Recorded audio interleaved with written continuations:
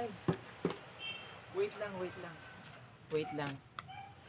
Bago natin ituloy yung mga ginagawa natin, samahan niyo muna ako manalangin at magpasalamat sa Diyos. Ama namin na sa langit, salamat po sa lahat ng pagpapala na binigay niyo po sa amin. Sa buhay po na ito, na ngayon po na nagising po kami at nagagampanan po namin ang mga tungkulin po namin sa aming mga pamilya. Naway maging matalino po kami, Ama, at maging masagana po kami sa pagtatrabaho namin sa araw-araw. Magkaroon po kami ng sapat na kalakasan at pagpapatawad po sa isa't isa.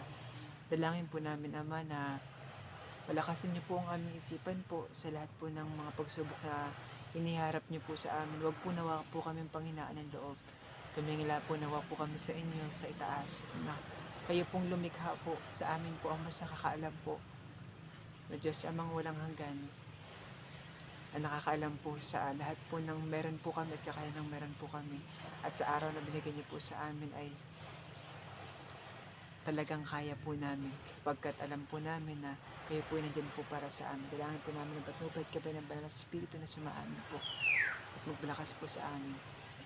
Patawarin niyo po nawa po kami sa aming mga kasalanan sa lahat ng oras, sa lahat ng mga bagay na nagagawa po namin. At mas yumabong po nawa kami at maging bukas ang aming isipan sa aming mga ginagawa. Hiniling po namin lahat ng iyon, tinatanggap at pinagpapasalamat sa banal na pangalan ng aming Panginoon sa Kristong tagapagligtas. Amen.